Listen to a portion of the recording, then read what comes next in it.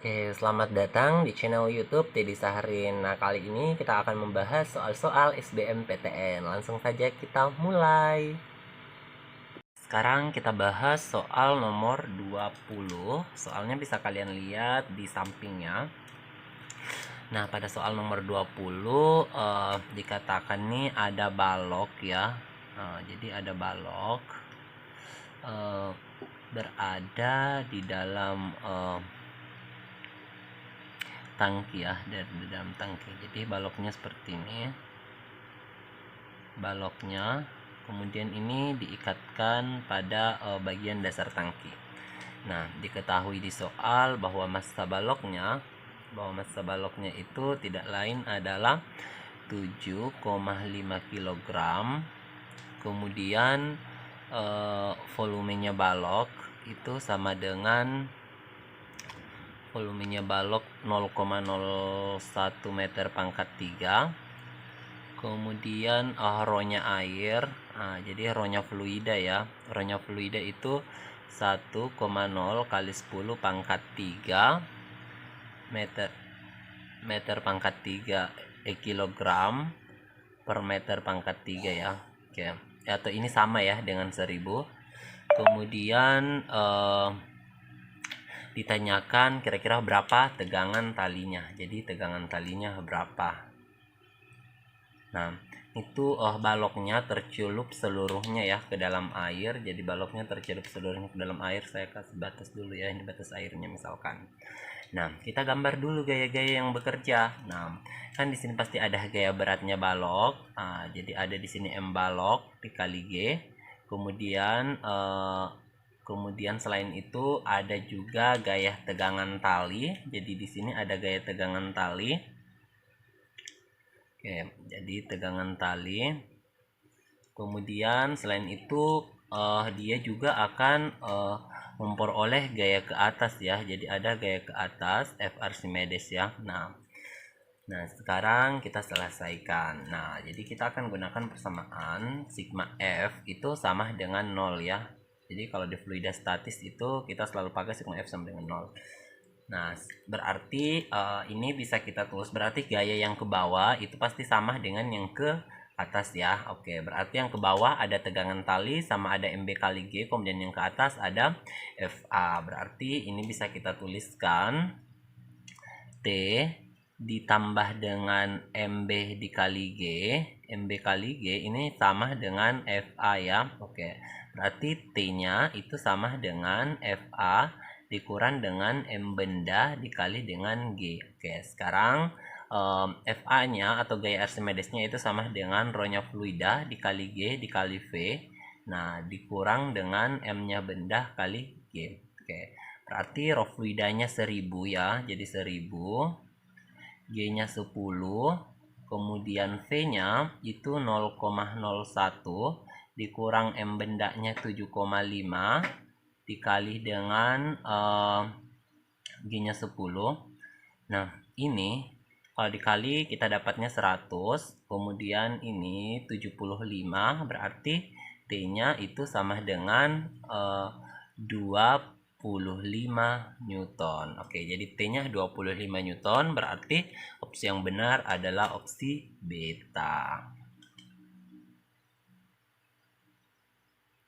Nah, sekarang kita ke soal nomor 21. Jadi soalnya bisa kalian lihat di samping. Jadi pada soal nomor 21 dikatakan bahwa ada dua buah pemanas. Jadi ada pemanas A, jadi pemanas A dan pemanas B. Di mana pemanas A dan pemanas B ini punya daya yang sama, yaitu sebesar 200 watt. 200 watt. Oke, 200 watt. Nah, kedua pemanas ini pemanas ini tuh dipakai untuk memanaskan air yang bermassa. Jadi ada air bermassa 200 gram yang dipanaskan sehingga nanti suhu air ini bakalan naik sebesar 20 derajat Celcius. Oke. Nah, jika diketahui bahwa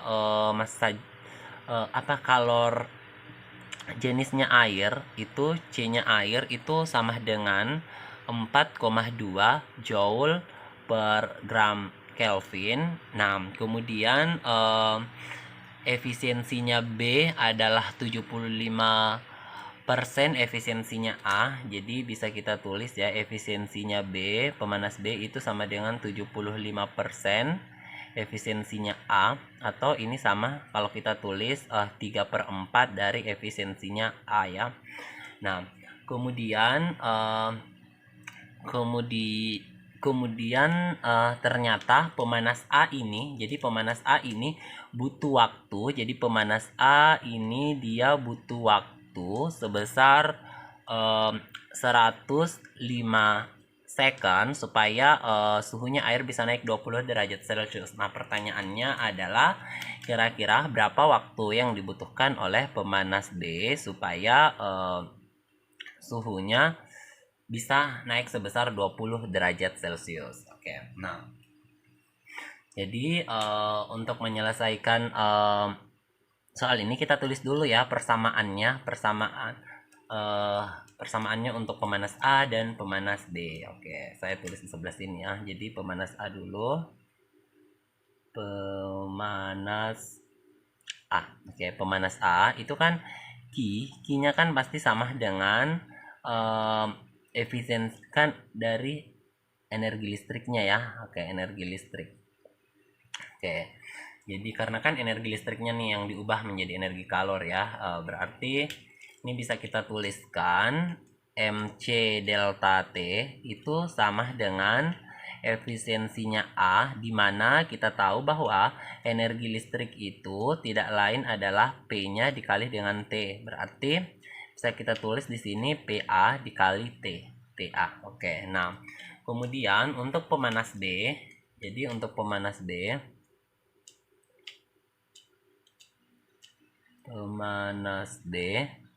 nah jadi kalau untuk pemanas B dia persamaannya adalah MC delta T itu sama dengan efisiensinya pemanas B dikali dengan P-nya B dikali dengan T-nya B. Oke, nah jadi di sini kalian lihat bahwa MC delta T sama dengan ini, kemudian MC delta T di B ini sama. Jadi MC delta T-nya sama, berarti efisiensi A dikali PA dikali TA itu pasti sama dengan efisiensi B dikali PB dikali TB. Oke, langsung saja kita tulis. Berarti efisiensinya B itu sama dikali dengan P-nya B dikali dengan T-nya B itu sama dengan efisiensinya A dikali dengan P-nya A dikali dengan T-nya A. Oke, nah dari soal ditahu bahwa dayanya A dan B itu sama, jadi ini bisa dicoret. Oke.